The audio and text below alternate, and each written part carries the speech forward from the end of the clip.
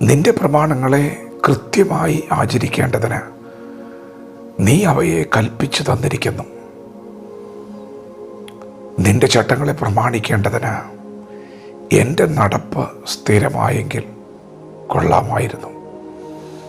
ദൈവത്തിൻ്റെ മാറ്റമില്ലാത്ത വചനം ശ്രദ്ധിക്കുന്ന പ്രിയപ്പെട്ടവരെ, ദൈവത്തോട് കൂടെ നടന്ന പിതാക്കന്മാർ, ദൈവത്തിൻ്റെ സാന്നിധ്യം തിരിച്ചറിഞ്ഞവർ, ദൈവത്തിൻ്റെ വിശുദ്ധി തിരിച്ചറിഞ്ഞവർ ദൈവത്തെ പാടി സ്തുതിക്കുകയാണ്. ദൈവമേ, അങ്ങയോട് കൂടെയുള്ള യാത്ര വിശുദ്ധമാണ്, അവിടുന്ന് പരിശുദ്ധനാണ്. അങ്ങയോട് കൂടെ യാത്ര ചെയ്യുന്ന എനിക്കാണ് മാറ്റം വരേണ്ടത്. അവിടുന്ന് മാറ്റമില്ലാത്തവനാണ്. അവിടുന്ന് നിത്യനായ ദൈവമാണ്. നിന്റെ പ്രമാണങ്ങളെ കൃത്യമായി ആചരിക്കേണ്ടതിന് നീ അവയെ എനിക്ക് കൽപ്പിച്ചു തന്നിരിക്കുന്നു. സങ്കീർത്തനക്കാരൻ ഈ വചനം പങ്കുവയ്ക്കുമ്പോൾ തനിക്കൊരു വെളിപ്പാടുണ്ട്, ബോധ്യമുണ്ട്. ദൈവത്തിൻ്റെ വചനങ്ങൾ കൃത്യമായി ആചരിക്കേണ്ടതാണ്. ദൈവത്തിൻ്റെ കൽപ്പനകളെ കൃത്യതയോടെ തന്നെ പാലിക്കേണ്ടതുണ്ട്.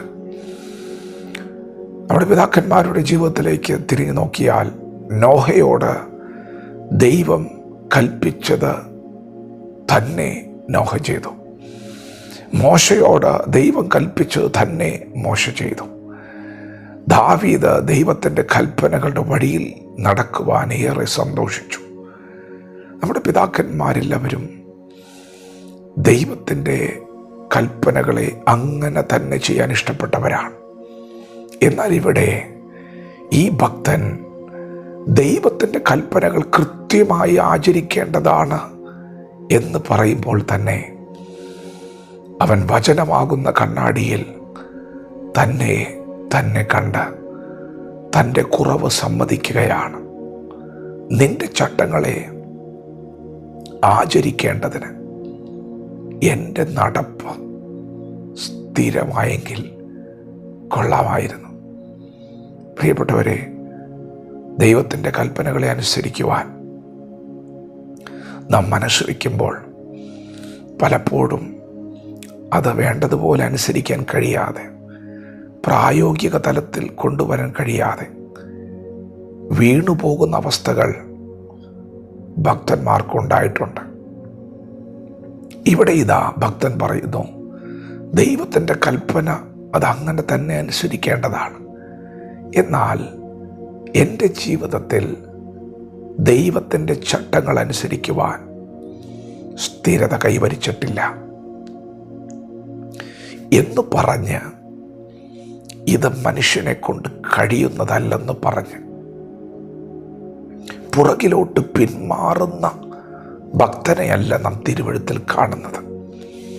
അങ്ങനെ പറഞ്ഞ അനന്തരം ഞാൻ കുറവുള്ളവനാണെന്ന് പറഞ്ഞ് ഭക്തൻ പിന്നെ പറയുകയാണ്, ഞാൻ നിൻ്റെ കൽപ്പനകളെ സൂക്ഷിക്കും, ഞാൻ നിൻ്റെ ചട്ടങ്ങളെ, നീതിയുള്ള വചനങ്ങളെ പഠിക്കും, ഞാൻ നിൻ്റെ ചട്ടങ്ങളെ ആചരിക്കും, എന്നെ ഉപേക്ഷിക്കരുതേ.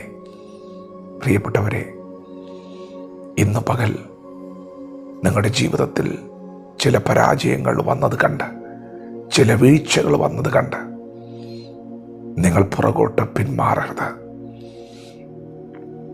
നമ്മുടെ ദൈവത്തെ പോലൊരു ദൈവമുണ്ടോ? നമ്മുടെ ദൈവത്തിൻ്റെ നീതിയുള്ള വിധികൾ പോലെയുള്ള വചനങ്ങൾ, കൽപ്പനകൾ വേറെ എവിടെയെങ്കിലും ഉണ്ടോ? ഈ ദൈവത്തെ സേവിക്കുന്നതിനേക്കാളും മഹത്വമേറിയത് എന്താണ് ഈ ഭൂമിയിലുള്ളത്? അതുകൊണ്ട് ഇന്ന് പകൽക്കാലം വീഴ്ചകൾ കണ്ട് നിരാശപ്പെടാതെ ദൈവത്തോട് പറ, ദൈവമേ, നിൻ്റെ കൽപ്പനകളെ സൂക്ഷിക്കുവാനും ചട്ടങ്ങളെ ആചരിക്കുവാൻ എനിക്ക് ആഗ്രഹമുണ്ട്, എന്നെ ഉപേക്ഷിക്കരുതേ എന്ന് ഇന്ന് പകൽ ഹൃദയം തുറന്ന ദൈവത്തോട് പറയുക. നമ്മുടെ ദൈവം നമ്മെ സഹായിക്കുന്നവനാണ്. പരിശുദ്ധാത്മാവ് നമ്മെ സഹായിക്കും. വചനത്തോട് പ്രതികരിക്കാം. ദൈവം നമ്മെ ഓരോരുത്തരും ഈ പകൽ അനുഗ്രഹിക്കുമാറാകട്ടെ. ആമേൻ.